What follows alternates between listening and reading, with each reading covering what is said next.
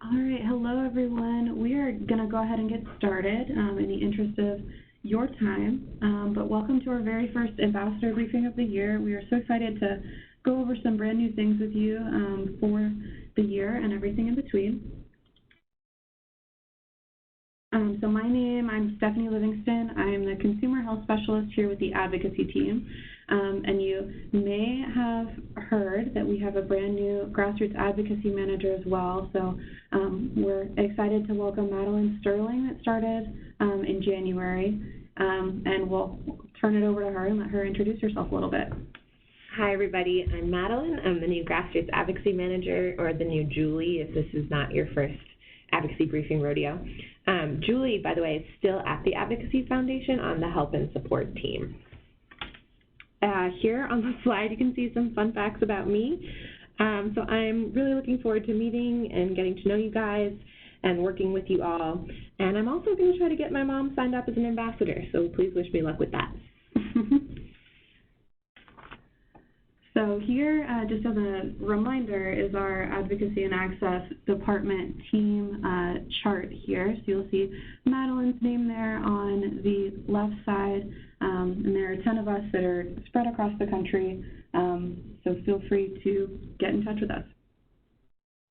On this slide, we've got the new state director map in very pretty colors. So if you haven't already, please do get in touch with your state director via email, because they can connect you with the local opportunities to advocate. Kristen, Mary, Pam, and Stephen are all super knowledgeable and responsive, so reach out if you haven't already this year. Great. So to jump straight into it this year, on this call, we're going to be talking about some ambassador program updates for 2020, going over what the program's going to look like this year, what to expect, and what we'll be working on. We'll do some brief state and federal updates to keep you in the know as ambassadors, and then we'll go over our current ambassador assignments. This will be a jam-packed call, and at the end, we'll do a little break around 3:30 or so Eastern Time and jump into a new ambassador orientation. So feel free to stay on the line for that once we get there. Great. Up on the screen, you can see the dates for our two upcoming briefings on April 15th and June 17th. And you can see the full schedule for the year and register for them all on the current ambassador assignment page. We're planning tons of great content for you guys this year, and I'm really excited about 2020. I think it's going to be a fantastic year for Arthritis Foundation Advocacy, so you won't want to miss any of these briefings. Yeah, we're so excited that we have a bunch of brand new resources coming out this year that have already come out and are coming out in the coming weeks. We will have some new state fact sheets that are very exciting coming up on our brand new website, which is also another exciting thing that we'll talk about in just a little bit. We also have something you've been waiting for these past several weeks in 2020, which is our 2020 Platinum Ambassador Requirements Checklist. And so we will talk about that in just a little bit, but that goes over all of the new requirements for this year and what you can expect as an ambassador. So here on the left are the basic Platinum Ambassador requirements for 2020. But whether or not you reach Platinum Ambassador status, it's incredibly important to report your activities in the reporting center as you complete assignments and bonus activities.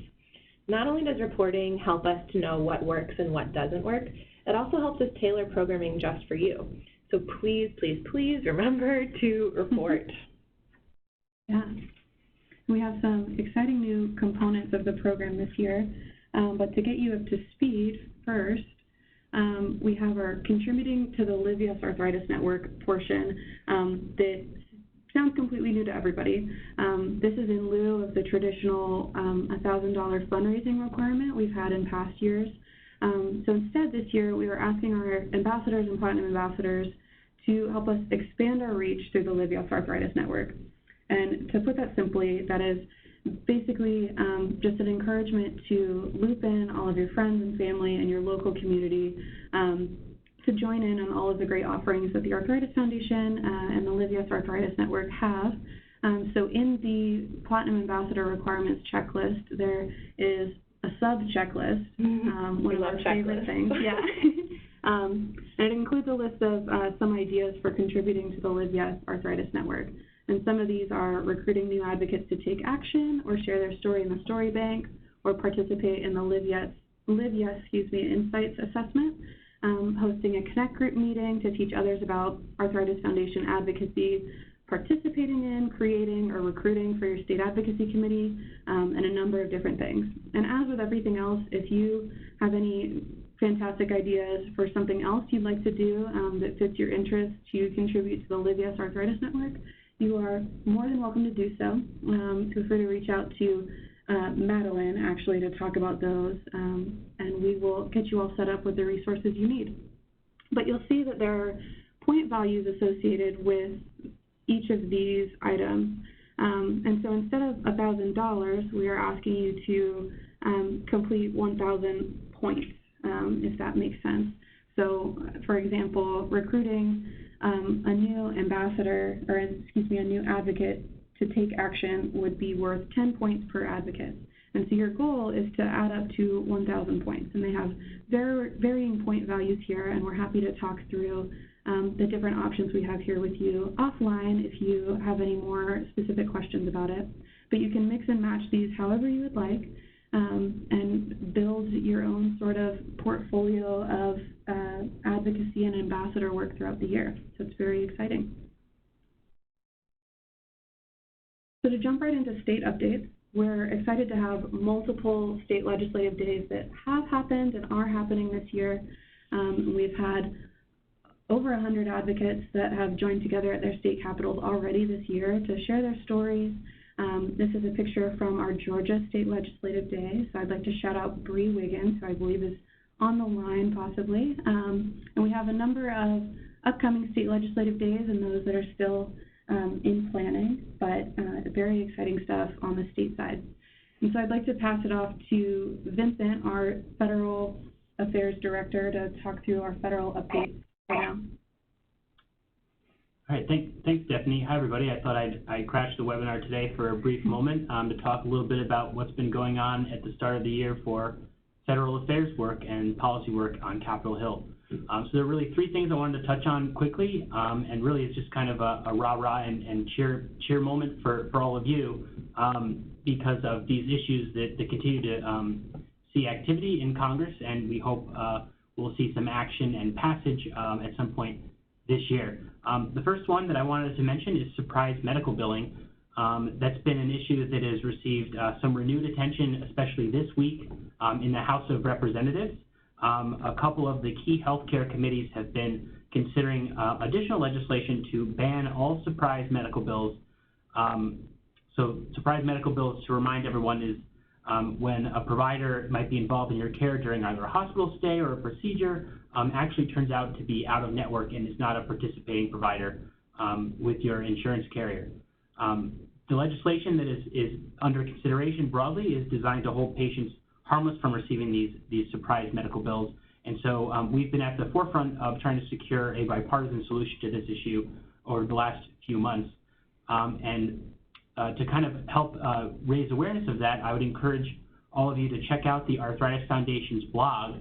On Monday, we posted a new arthritis blog covering the issue of surprise medical billing that talks a little bit about why this issue is so important and includes a couple of patient stories from folks like you that kind of describe more about why Congress needs to really take action. So you can also use that blog if you're feeling particularly ambitious and to share that with your friends and other advocates and allow them to take action through our action center. So we provided a couple of opportunities to share your story as well.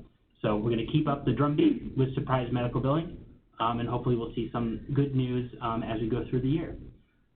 Two other areas I wanted to touch on briefly to congratulate most of you is in fact around step therapy reform and prior authorization reform. There are two bills in the House of Representatives that are focused on these distinct issues. And so what we continue to do with a lot of your help is build up the co-sponsor list for these two bills, which is a really important component of making sure the legislation gets attention from a senior leader in the Congress, so someone like Speaker of the House Nancy Pelosi or Majority Leader Mitch McConnell, And co-sponsors and the number of co-sponsors is really a great barometer for grabbing their attention. So on the step therapy reform bill, I did want to mention that we're up to 129 co-sponsors. That's bipartisan co-sponsors too, so this is an issue that I think is getting traction on both sides of the aisle. And then on the prior authorization reform legislation, we now have almost 175 co-sponsors on that bill, which is also very bipartisan. An equal number of Democrats and Republicans are supporting that bill. And so as we continue to build up those numbers and as you continue to raise your voice, we're hopeful that both those pieces of legislation will move through the Congress and hopefully turn up on the President's desk and become a law.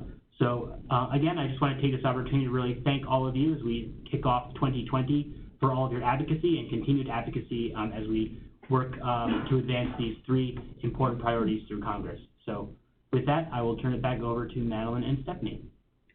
Awesome. Thank you, Vincent. Excuse me, my voice is scratchy. Those are some great updates, and we're excited to turn those updates and movement into action this special election year, which should be very exciting as we get closer to November. So to continue on, we wanted to talk through the current ambassador activities that are available to you, or ambassador assignments, that is. And these are all on our current ambassador assignment page, and you can see the reporting surveys for them also on the Ambassador Reporting Center. So there are 3 of them currently. That's to contact your health legislative assistant, explore the new Arthritis Foundation website, and invite your member of Congress to our special Arthritis Hill briefing. So we're going to go into each of those in detail. Thanks, Stephanie. So the first activity this year was to contact your health legislative assistant, or HLA, so that you can send them personal messages throughout the year.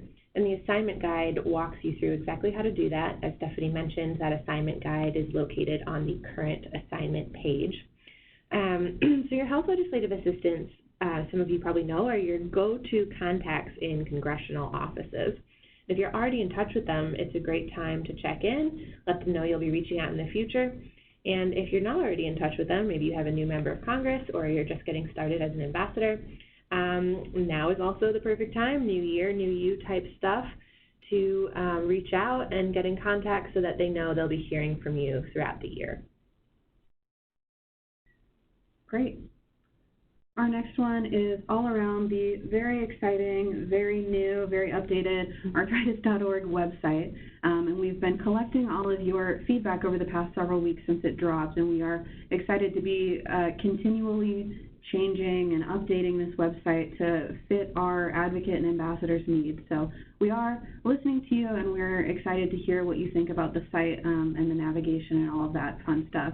So this assignment was a fun way, hopefully, for ambassadors to go through the new website and find a couple of the key items that we recommend ambassadors are really familiar with.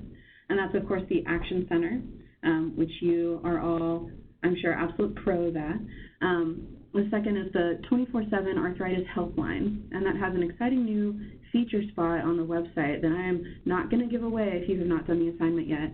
But this is a great tool to refer other people to if you hear that they're having a challenge with their insurance or accessing a medical device, mobility equipment, or anything like that. It's a great phone number to have in your phone to refer to anyone if you hear of anything. So there are social workers available 24/7 to answer your calls and your emails, to answer questions about some really chewy topics. So be sure to find that one. The other one is our Prescription for Access Toolkit, or our RX for Access Toolkit, you might know it as. And this is a great resource that pairs well with the helpline that helps you navigate your insurance plan and figure out how to file an appeal or anything like that, access and afford your medication. So be sure to look that one up. And then the final one you might also be familiar with is our Legislative Lookup and Track Legislation tools. And we'll be going over these in their new format in our new ambassador orientation in just a little bit today. But those are some key things to find so that you can stay in the know in between our ambassador briefings and ambassador newsletters. In our Advocacy and Action newsletter that went out last week or a couple weeks ago, you might have seen our advocacy webpage tutorial video, that Madeleine and I put together to hopefully help you navigate the new website a little bit better, easier. So you can find that on YouTube at Advocacy Web Tutorial. That's bit.ly/Advocacy Web Tutorial. It goes over the Advocacy homepage and all of the great links that are there, all of the new resources that are on that homepage, the Action Center, the Ambassador Program page, and much more. So we hope you've enjoyed that and that it helped out a little bit in navigating the new site. We're excited to get your feedback in the Ambassador Reporting Center. The next one you might have heard about recently as well in our Advocacy in Action newsletter is an exciting Hill briefing we are hosting during the Advocacy Leadership Retreat. So on March 10th, we are encouraging members of Congress and their staff to come join us on Capitol Hill for a special briefing that will go over the Arthritis Foundation's findings from the first year of the Live Yes Insights program. And that's the special assessment that we asked you all to help us encourage others to take part in. So we're really excited to see what that data looks like and what your stories look like in this new report that is coming out, and to share it with our senators and representatives and everyone across the map. So we are asking you to send this save the date to your members of Congress, whether you have a personal email for them or something like that, or if you'd like to go through our alert that is in the Action Center. You can check out the save the date at bit.ly, that's L-Y, at Arthritis Insight, or /Arthritis Insight, excuse me. And you can check that out, get all of the different information about the event, and really encourage your members of Congress to join us and learn about everything affecting the arthritis community. So we are excited to host this briefing and see who all is able to make it, and we'll be sure to circulate another opportunity to send some follow-up materials after that briefing as well. So those are our assignments for the beginning of the year so far. I want to pause and open it up to any questions that anyone might have. So you can either type them in the Q&A or chat features here, or you can unmute your line by hitting *6 on your phone or your computer. So feel free to do that. We'll pause for a moment.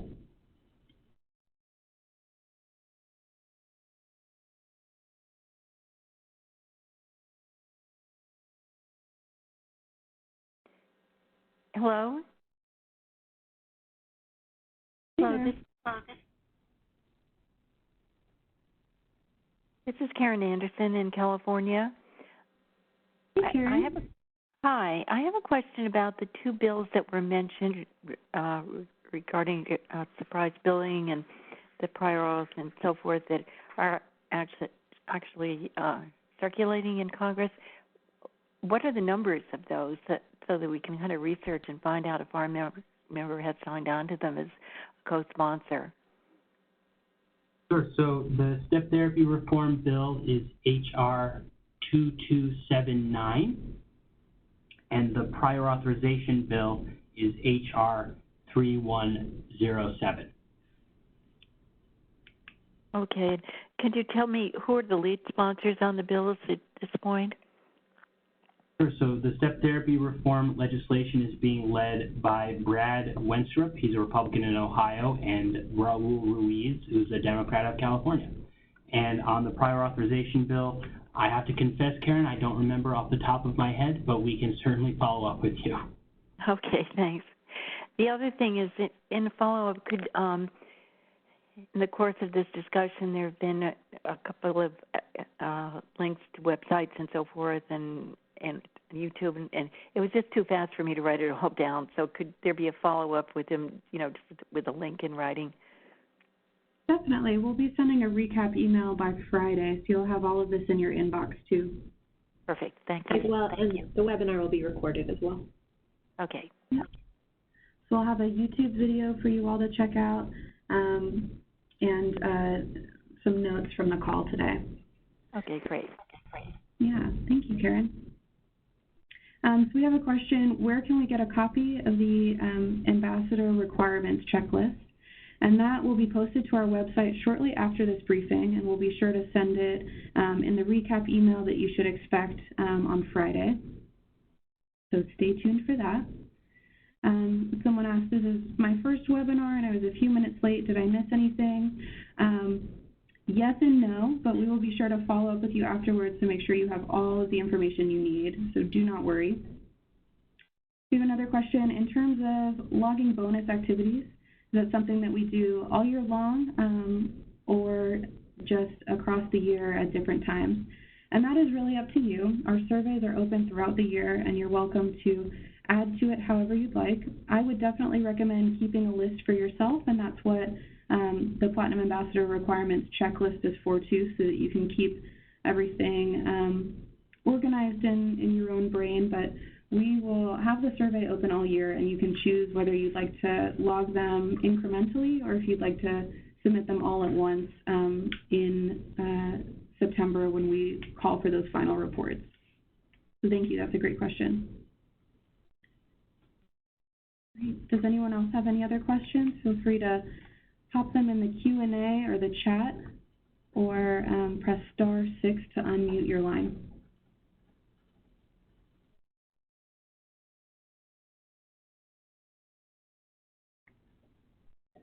Great. Well, we will end a few minutes early for our regular briefing. Thank you all so much for joining us.